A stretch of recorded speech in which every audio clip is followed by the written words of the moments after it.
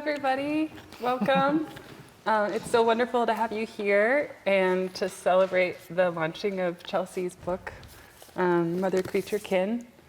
My name is Ailey. As you know, Chelsea Steinauer-Scudder is an incredible writer, an incredible mother, and as you'll get to hear about a little bit more in this book, covers a lot of ground in one woman. So we're very lucky to have her here. Thank you all so much for coming. And I wanted to introduce my dear friend Ailey, who lives up in Shelburne. And Ailey is also a writer and a storyteller and an herbalist and a preschool teacher. And so glad, thank you for being here with me. And please let me know if I need to speak up. I tend to speak quietly. Okay, I will speak up. Thank you. Noted. Thank you. Yeah. Wonderful. Okay. Well, Chelsea, I think we talked about how, as we were just talking about today, we thought Chelsea could start with a reading just to let us really enter into her book. And then from there, I'll ask a couple questions and then we'll turn it over to all of you. Okay.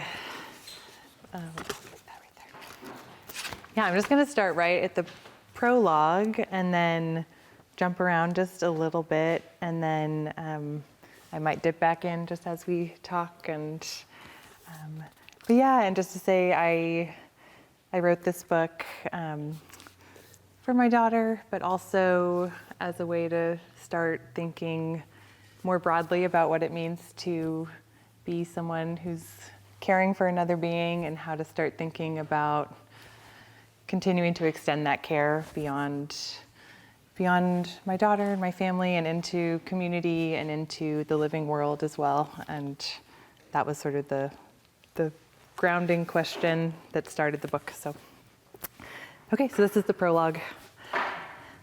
Down in the dark, below the rising waters of the incoming tide and the Spartina grasses that can withstand the repeated sweep of salt, a single-celled organism is giving birth.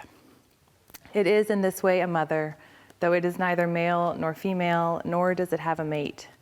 It is rather dividing itself asexually, and its offspring are departing in microscopic floating globes of genetic material. This is Foraminifera, an ancient order of protist, of which there are thousands of species. These organisms have inhabited marine ecosystems for more than 540 million years, surviving numerous mass extinction events. The floating globe children will soon extend their arms, hundreds of shining tendrils of cytoplasm. With these arms spread in an array around themselves, these one-celled creatures, though they are among the smallest forms of life, will take on the appearance of a cosmic starburst. Then the children will begin to build. Collecting bits of sediment and debris and cementing them together, they will each construct a complex spiral shell around themselves, featuring several chambered whorls with passages between them. Here they will live for the duration of their lives. This generation of children may reproduce asexually for several generations, and several generations later sexually. It is not fully known how foraminifera make their reproductive choices. But all these generations will live in the specific marine environment to which this particular species has adapted, in the margin between high and low tides, at the edge of land and sea. And when each of these children ceases to be, their shells will remain. Carrying the unique chemical signature of this ocean at this point in time, the shells, many no larger than a strawberry seed, will turn to fossils that keep this story, preserving it for eons. These dwellings will become microscopic snapshots of the deep-time planetary forces at work on the sea. As the generations arise and fall away, each child will tell a piece of the story of the shifting border between land and water, a moment in the rising and falling of the oceans. Each is a witness to its particular moment of change. The shells are a hint of what was and of what is to come. They are pieces in the ever-evolving story of how to mother, how to endure at the edge. I set out to write this book because my daughter was born into a world that is unraveling, and because there are fewer than 350 North Atlantic right whales left, and because there are single-celled organisms dwelling in the peat of salt marshes that are utterly mysterious, and because that peat is, in many places, eroding away and washing out to sea. I wrote this book because I am afraid and because I am grieving an ongoing loss that feels too big to name. But mostly I set out to write this book because of how much I love my daughter and how much love I feel for the places I have lived and the way the purple clover grows in a riot and the way the first snow falls. We are living in a time of ecological collapse. There is no way around it, but there is, I think, a way through. Perhaps the best we can do is to keep renewing the world and our love for it. This book is in many ways a real-time log from pregnancy to my daughter's third birthday of wrestling with how to do this. This is not a book about saving ourselves or about fixing the future. In the end, it's a book about the fullness and flourishing of love. Mothering is the closest word I have found for examining the work that love calls us to do. And then I'm just going to skip and just read a short chapter. Okay, this is called Porous Boundaries. From the moment I learned I was pregnant, I began losing track of the boundaries of my body. My pregnant body had a growing edge. I'm taller than average with a wide frame, and my body with child wanted to expand. It did so effortlessly and inevitably the way gravity draws a dropped orange. It was a wonderful feeling, expansiveness, a reaching out, not just my belly, but every part of me. I grew out of my regular clothes and then most of my maternity clothes, my wedding ring, then the larger fake wedding ring, then my shoes. Even my thoughts puffed out of my mind and floated away like soft clouds you could sweep a hand through. I stopped trying to contain any of it. My daughter in womb was encased in a saltwater ecosystem. And as life itself began in the sea, so each of us begins his individual life in a miniature ocean within his mother's womb, writes Rachel Carson in The Sea Around Us. I like to think that my spreading body then was like the waxing tide, a running edge of ocean. There was both comfort and fear in knowing that the growth would be finite, that it had a limit. My body and my child's within me knew that the time would come to make the transition. She would make her entry from the water to air, my belly would wane, and we would navigate a new, redefined boundary between mother and child. Andrew and I would witness the shifting relationships at work between child and world. After Aspen's birth, I thought that I would begin a slow return to my individuality and come back into the solid bounds of myself. But approaching 3 years with Aspen, now 5, I have only grown increasingly porous. Porousness is theoretically beautiful and practically uncomfortable. Sometimes I am drowning in vulnerability. My love for my daughter is often tightly wrapped around a suffocating fear. My individuality can feel like a knitted sweater with one loose thread tied around Aspen's ankle as she sprints away and unravels me. Sometimes I weep at my inability to contain any of it still. And then there is the almost unfathomable, that this child, this now 2-year-old girl, is coming into a world that no matter what I do, I cannot guarantee will be okay.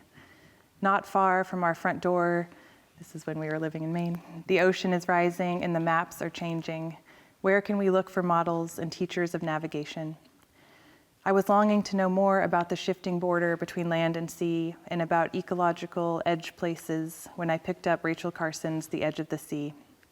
And there was my invitation, just several pages in. It is the elusiveness of that meaning that haunts us, that sends us again and again into the natural world where the key to the riddle is hidden, Carson writes. It sends us back to the edge of the sea, where the drama of life played its first scene on Earth, and perhaps even its prelude, where the forces of evolution are at work today as they have been since the appearance of what we know as life, and where the spectacle of living creatures faced by the cosmic realities of their world is crystal clear. 2.5 years into motherhood, I am haunted by that elusiveness of meaning. So often I still want resolution. A few weeks ago, I stopped looking for recent articles about North Atlantic right whales because they are still dying and it felt like too much. I started reading science fiction at night, immersing myself in worlds far away until I could barely keep my eyes open and would fall straight to sleep because I wanted to stop lying in the dark while shadows crept across the walls. I wanted assurances. The world kept reminding me that there are none.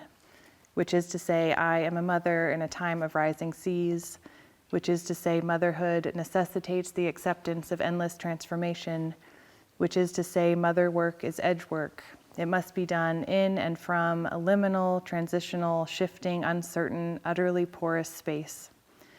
Victor Turner wrote of the autonomy of the liminal, how being in a liminal state relentlessly threatens us, but is also the only path forward. Mothering through ecological crisis is not the work of building walls and barriers. It is the work of tearing them down. Mothering is a tidal practice. And so I've come at last to willingly place my feet at the edge of certainty and at the edge of guarantee. I've come to the place I will have to step beyond in order to learn how to exist, how to mother within transformation and change, not against it. I'll stop there for now.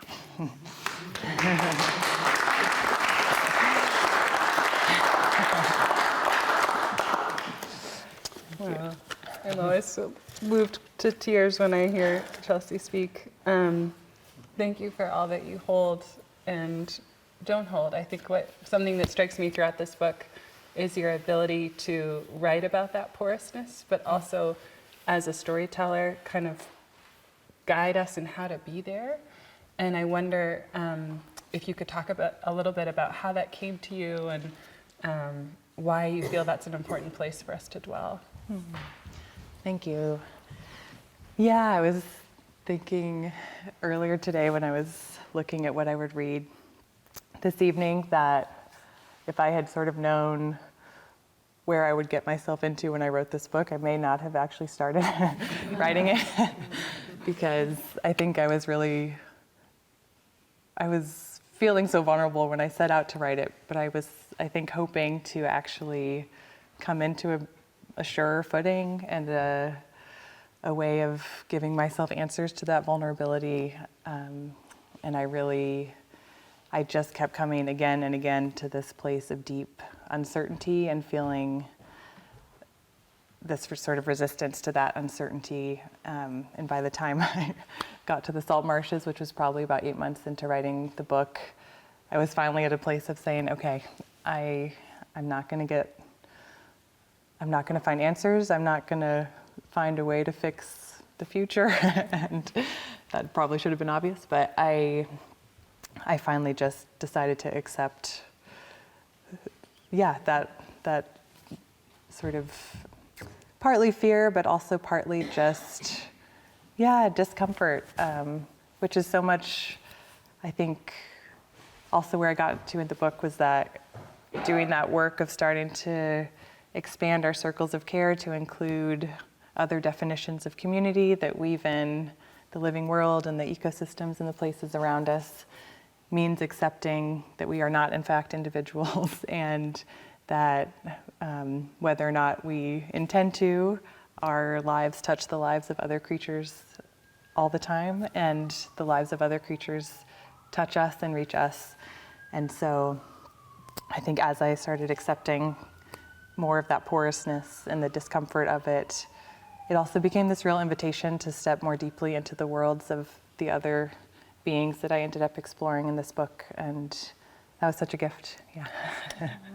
Wow. And you do, I think, if you have a chance to read the book, which I hope you do, Chelsea brings us, from alongside right whales to kind of with the red Fs in the woods, to the kind of tiny formifera that we heard about. So and as a woman who probably will not have children, I was kind of wondering how I would enter this book, and there were times when I thought, I'm going to feel that whole of a child, but I actually just felt the whole world rush in, and I think that's really what you bring. And I wanted to, one moment that particularly touched me in this book. You are in the backyard of your home in Maine with Aspen, and Aspen finds a maple seed that is just sprouted. And I wonder if you could, I'm happy to quote back to you, but I think you probably could tell us a little bit better what that moment offered to you. Yeah, so we had this when we were living in Maine. It happens here too, obviously. It's when you start gardening in the spring and all of the maple seeds start sprouting every single place. And I sort of was groaning about it because I knew I had this work ahead of pulling them out for the rest of the growing season. So I was just feeling like they were a nuisance. And then Aspen, who was 2 at the time, came over and found one that had started to sprout just right on the ground. And so she saw that it had this little tendril, and she was asking me what that is. And I was talking about how this seed is going to grow into a tree. And she just gave me this look like, yeah, right. That's not true. So we kept talking about it, and I just had this experience of seeing her realization that this seed in her hand had the potential to become a full tree. And yeah, the moment I sort of write about was thinking about, is it more incredible to me that this seed could become a tree, or that in my daughter's imagination that happened right in that moment of she looked at that seed and I could see her sort of imagining the tree and the potential of that seed. And yeah, it just gave me this, I think it was just a beautiful reminder for me of just that child's mind of just complete openness and curiosity and slowing down and giving such careful attention without, for me, that's a practice that I have to really work to do. And for her, it comes so easily, naturally, as you know, in your work with young children too. Yeah. Oh, thank you so much. And I think, out of that too, I think one of the gifts that you bring us in this book, right away you decenter the possibility that individuals will be able to solve or kind of move through this time. But at one point you say, motherhood is changing your understanding of what resilience looks like. And resilience cannot be achieved alone. It is both a communal undertaking and an imaginative one. And I would just love to ask you about kind of what is that place? We can't all become marsh ecologists, as you said, but where does imagination come into this moment that we are in? Yeah, thank you. I think my way into that question was, it was another moment I had while writing the book where I have a whole section on trees and forests, and I sort of had this completely different idea about where that chapter was supposed to go. I wanted to look at different tree species and different types of forests and think about trees as community and just kind of the straightforward ecological way. And as I was trying to write that, I kept having this memory come of my father reading The Lord of the Rings to my brother and I when we were little. And I sort of kept trying to swat that memory away. That's not what I'm writing about. I'm not thinking about that right now. But it just kept coming back and back and back. And I finally said, okay, what are you trying to say? And I just started thinking about how actually my first real feeling of relationship with forests was through those books, because we grew up in Oklahoma, and we didn't have any sort of big, lush, grand, dark forests around us. But I remember hearing my dad read those stories to us and imagining those forests and just feeling like that's where I wanted to be. And so I started thinking about, what is this relationship between sort of the landscapes we inhabit around us, but also the ones that we imagine, and where do those two things intersect, and what does that mean? And and it just got me thinking, I guess, about our idea. I did still think about trees as examples of community, but I ended up sort of weaving in fiction and narrative and our ability to sort of think beyond what's right in front of us. And that was just a helpful way for me to start breaking down, just assuming that community, of course, means our human neighbors and friends and our families, but starting to think about who else is in our community, including these trees who are, very literally making the air we're breathing, and how are we sort of intersecting those expanded bounds of community all the time, and how can we employ the faculty of our imagination to help us sort of get to that place of acknowledging, who else is there with us already. Yeah. Beautiful.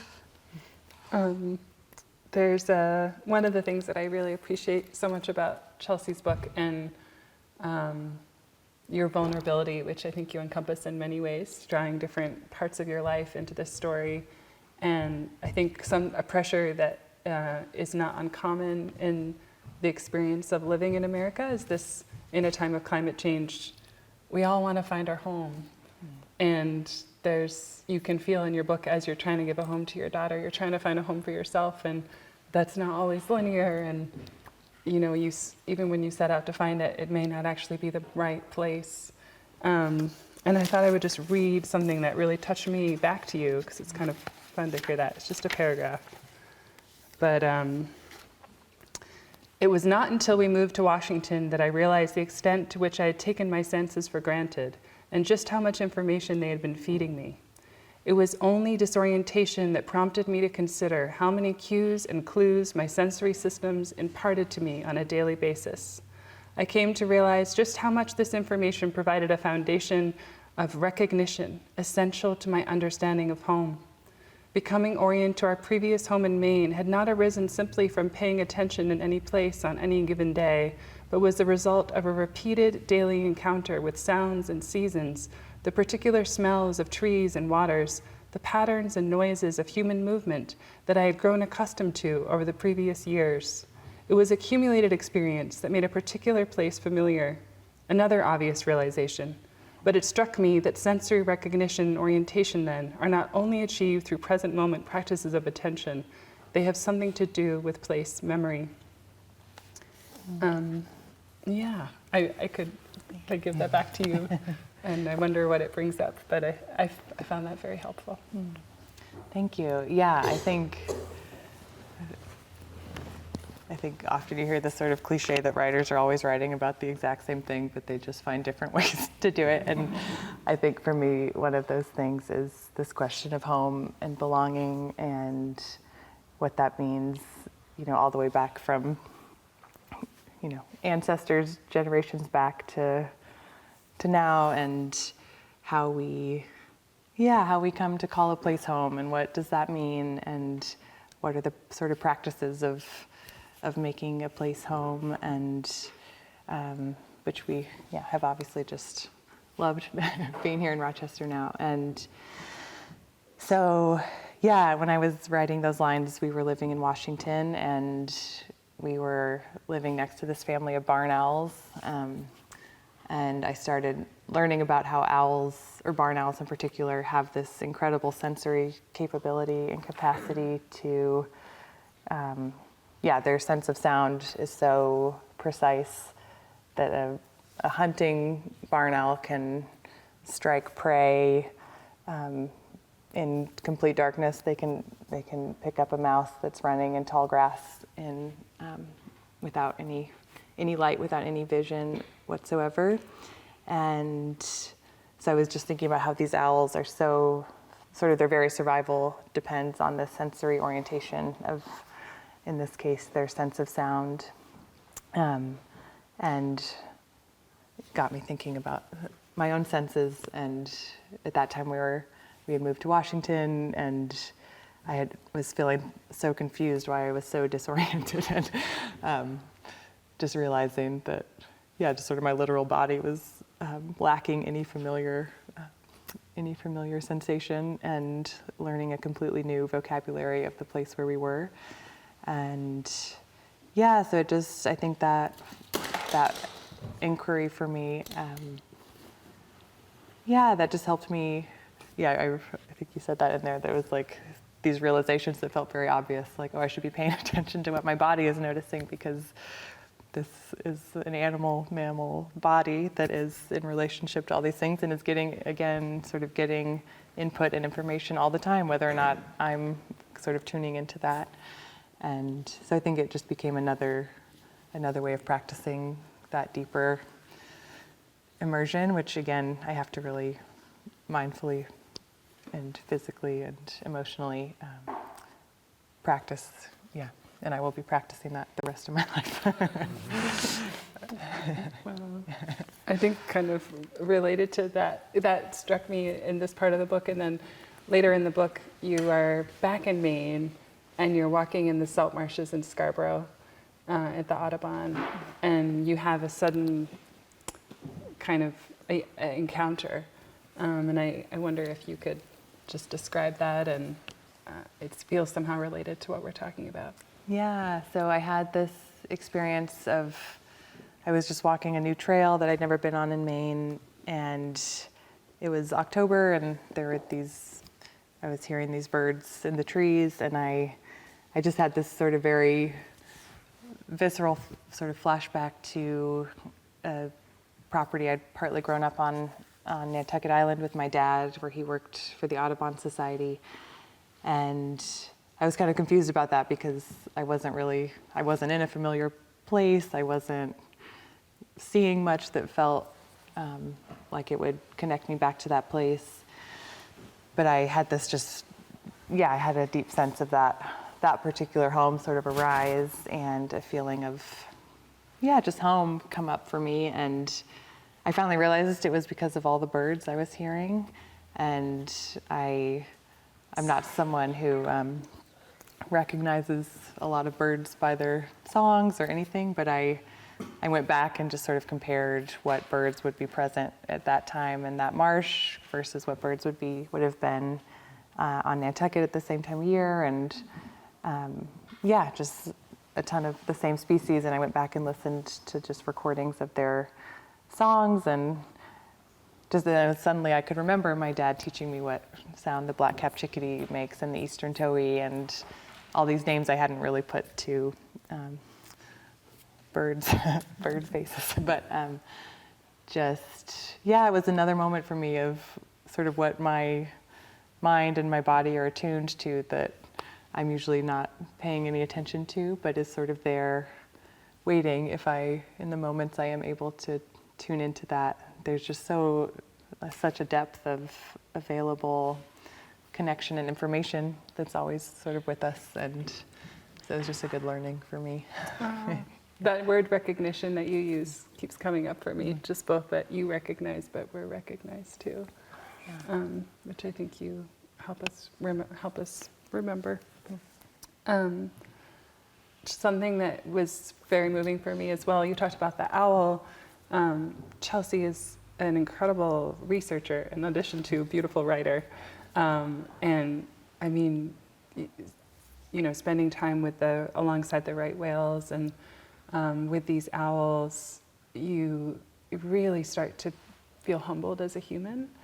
And I wonder, we also, in several moments in the book, you talk about the grief that other species are experiencing. And I just wonder if there's anything that you'd like to offer there that strikes you. Yeah, I think my sort of the hardest part of the book, one of the hardest parts of the book, was being with the North Atlantic right whales, who are a critically endangered species. And I was down in Georgia in January, where they give birth in coastal Georgia and a few other places along the eastern seaboard. So I got to go out and sort of see these mother whales with their newly born calves, and just sort of see this beautiful emergence of this new tender life, but with kind of all of the knowledge of everything that calf will be swimming into, which is a very low likelihood of survival, and being part of a species that is pretty likely to be functionally extinct in the next few decades. And so having this, I think just this experience of, for me, it was really an experience of myself as a mother encountering another mother in this whale and sensing her vulnerability and her sense of wanting to protect her calf. And there was a moment where I was out with the Georgia Department of Natural Resources, and they have to get biopsies of every newly born calf because they're doing all this very careful tracking of the genetic the genetics of the population, and they want to be able to know sort of who every individual whale is. But to get one of those samples, you have to sort of chase the whales down and fire this special crossbow at the calf that punctures out blubber. And it was just very clearly, of course, a very upsetting, traumatic experience for the whales. And I think, yeah, just having this moment of feeling, it really also just felt like it was an echo of the whaling days that we were sort of chasing in this little boat, chasing these whales, and the mother started circling her calf, and it was just this very intense, sort of brutal moment. And I think that was a moment for me where I could really, just sense in another species, I could just sense, of course, her fear and her vulnerability and her need to protect her child. And it just sort of cracked open a new place for me as a mother of my own child, and as a person who's struggling to figure out how to engage with climate crisis. It just brought me into this deep grief, but I think it was a reminder that that deep grief comes from a place of deep love, and that it was so telling to me that one of the sort of key scientists who's working with these right whales, his volunteer time is spent as a hospice worker. And I think he just said to me that you just have to keep your heart open, even in the face of this magnitude of grief. That's the work. And yeah, so that was, I don't know if that answered your question. Yeah, thank you. There's in the Metta Sutra in Buddhism, there's a beautiful line: even as a mother protects with her life her child, her only child, so with a boundless heart should one cherish all living beings. And I feel that from you, Chelsea. And you invoke Rachel Carson is one of and Ursula Le Guin. You carry a number of people with you. You really have a community of storytellers that you listen to and bring in. So thank you for that so much. Thank you. Mm-hmm. I wonder, if this is a good time for us to turn it over to some questions, and then maybe we could end with a short reading.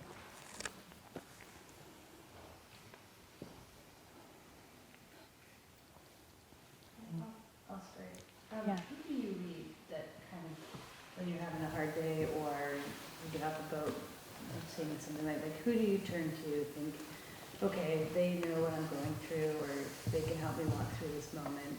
Are there places you turn? Yeah, great question. So there are a few people who, since writing the book, and have sort of stayed with me as trusted balms of just that. One is Rachel Carson, who I just loved her Sea Trilogy because she wrote it for several reasons. One is that she wrote it kind of before we were aware of why sea levels were rising. And so there's just sort of there's a lack of, I think, existential dread or weight to her writing there and she still, of course, she was completely aware of all of the impact people were having on environments, of course, but she writes about the sea with both this incredible scientific rigor and utter attention and detail, but also you can just feel her awe and her curiosity and her sense of wonder. And so I love reading those books, and even just opening to a page and she'll just talk about like sea snails for 5 pages, and she just brings you right in with her. And so that's been one. Another one is the poet W.S. Merwin, who writes just so beautifully about loss, but also about wonder and joy and listening to birds. And he has a poem that I love that I read a lot. That's the opening lines are, "On the last day of the world, I would want to plant a tree. What for? Not for the fruit. The tree that bears the fruit is not the one that was planted. which to me just speaks of this, I think that same sense of keeping our hearts open, not as a means to an end, but just because the world is here to be loved, and that even on the last day of the world, that's what we do, is we love the world. And Joy Harjo's another poet. I have a line from her in here that is, "Remember the earth whose skin you are," and that I try to remember, just always try to remember that. And so yeah, so many. Linda Hogan, her book Dwellings is beautiful, and Robin Wall Kimmerer's Braiding Sweetgrass is always a good one. Yeah.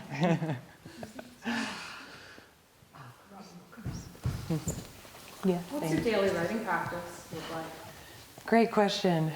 It has varied a lot over the last few years.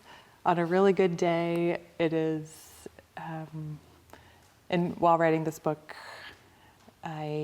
generally I write the best in the morning. Usually by lunch I'm done with any sort of creative energy is hard after lunch for me. So writing in those sort of as early as possible, is the earlier the better, as long as I've gotten a good night's sleep. Mm-hmm. And then, and right now it's sort of in flux and kind of beautiful in that way. I've this moment of motherhood and life, and I'm finding it's been kind of a nice way of, I'm sort of coming back into relationship with my creative writing practice again now that this is out in the world, and it's just been really nice to sort of see what's been coming up for me and what feels exciting to write about. And so I'm kind of coming back into a new phase of creative practice again, and that feels really exciting. But mornings. I couldn't agree more. What have you found has inspired you while living in Rochester in the natural world and your stays? Oh, thank you. Yeah, I think one thing is that I think I can speak for all three of us that we all just feel sort of finally this relief of feeling at home. And I know we're new community members, but I think I think just when we moved here, it just felt like we had this collective sigh of family relief, of feeling like here we are and here's where we'll be, and it feels really good.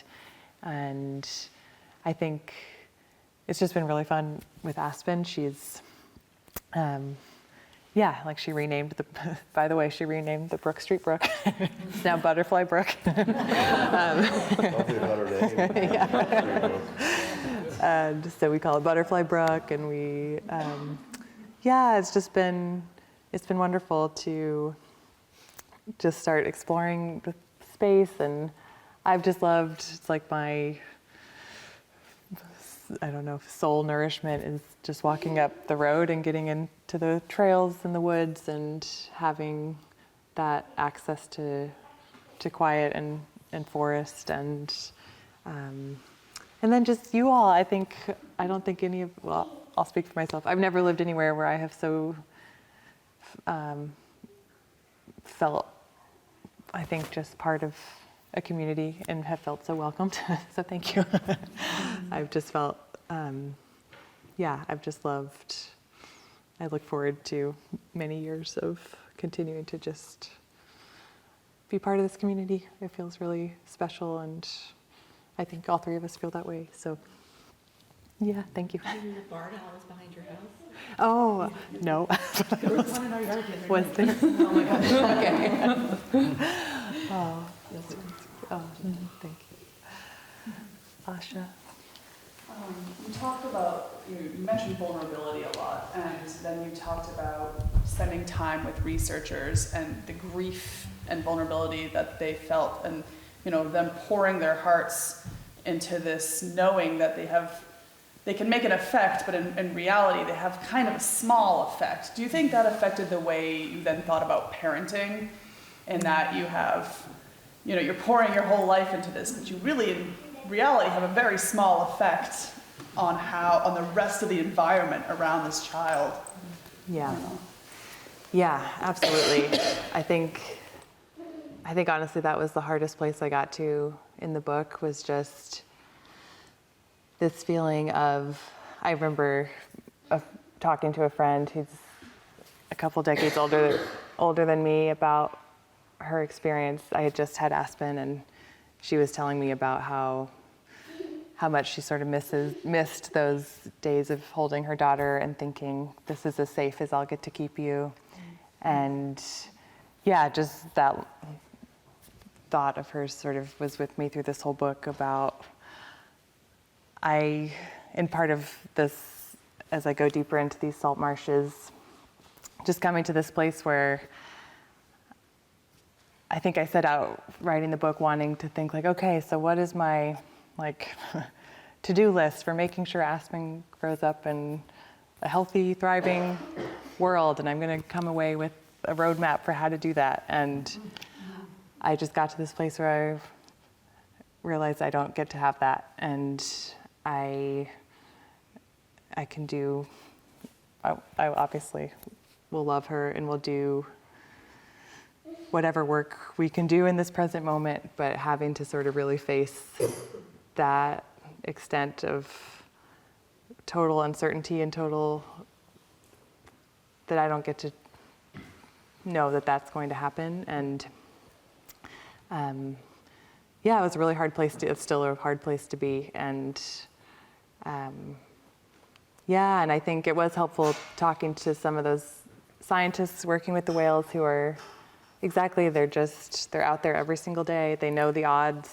They would talk about how they've known this whale for 30 years, and they find her on a beach entangled in fishing gear, and that's the end of her life.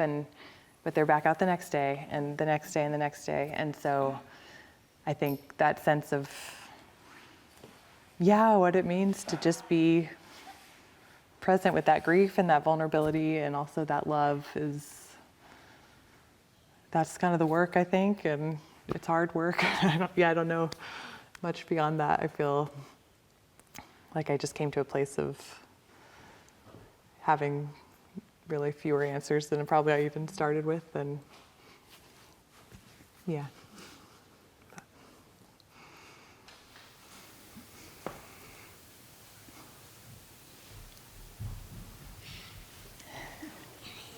Where do you think you'll write next?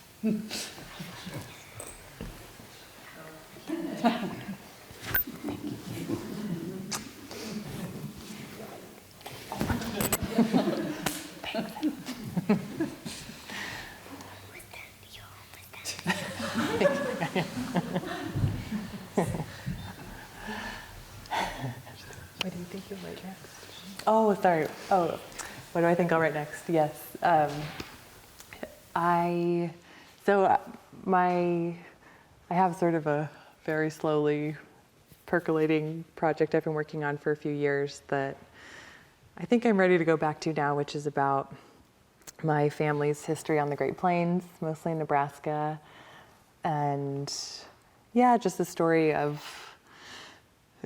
5 generations ago, coming to the prairies and sort of being, my family being part of the destruction of that ecosystem. And then somehow my father and his 2 brothers all became prairie ecologists who have worked to start restoring prairie ecosystems. And I think in a way it's kind of sending a lot of these questions back in the other direction towards ancestry, and coming at that question of belonging from the other direction. So that's what I hope to start working on next. Yeah. As you were writing your book, and especially thinking about this project you've got in mind, did you think at all about the experience of indigenous peoples in North and South America? Because they too also faced a world totally in which they were disappearing. and in which they had no control, and yet they then multiplied and in many cases reasserted their lives. So I just wondered if you thought about parallel. Yeah, absolutely. And I think there's a bit in this book in the forest section about just some of the Abenaki, both history and present relationship with forests in Vermont, and thinking about, how part of my reckoning with place and belonging, I think, is reckoning with this history of displacing not only ecosystems, but people and systems of knowledge that had cared for those ecosystems and places for thousands of years. And so absolutely. And wanting to be, mindful of, Ailey and I have talked about this too, just mindful of both that those are both living histories and living peoples today that are, still here, still living in deep relationship to these places that Indigenous people have been in relationship to for thousands of years. And it's definitely a living question for me about how to reckon with that, how to obviously honor that that knowledge and that relationship. And I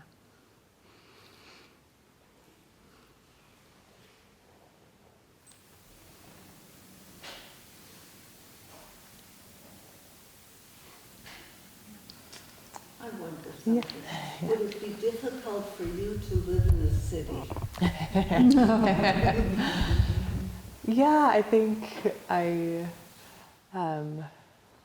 we lived, before this, we were living in Portland, which is a small city, and near the ocean, so there was, plenty of beauty. And I grew up in a mid-sized, sort of Midwestern city in Norman, Oklahoma, and I've been there. yes, oh good, yes.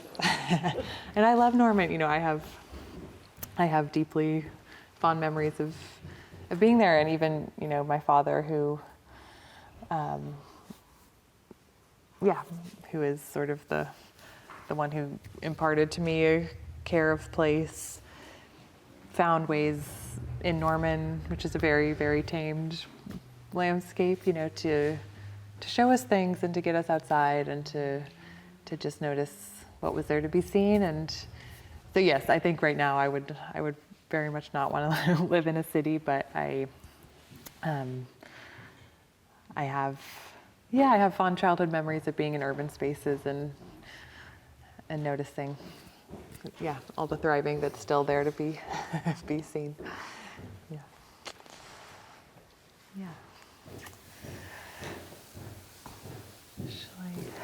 Was the birth of your child, or getting ready to have your child, was that the impetus for your book? Is that the... Yeah, great question. Yes. Yeah, it really, the first words came when I was pregnant, and we had just entered COVID lockdown, and we were facing, we all know, all of the world shaking that was happening. And I think just suddenly having this sense of, what is this world going to be when this child emerges? And so.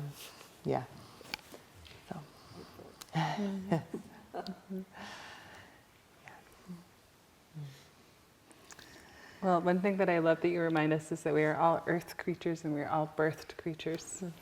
So I think you expand motherhood in many directions, and there's a particular passage at the end. I wonder if you could read for us. It feels very prescient to this moment. Okay.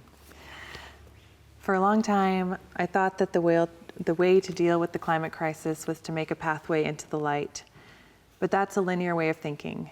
For we too exist within inundation, within the clarifying shape of darkness, the tightening grip of grief. The threshold is crossed again and again. Human beings are not delineated points that make clean cuts. We are messes of relationship. We are blurred boundaries. We are porous. We are made up of trillions of individual bacteria, of recycled air. We are powered and sustained by the foods we consume. We harbor DDE and PFAS. We carry stories and myths.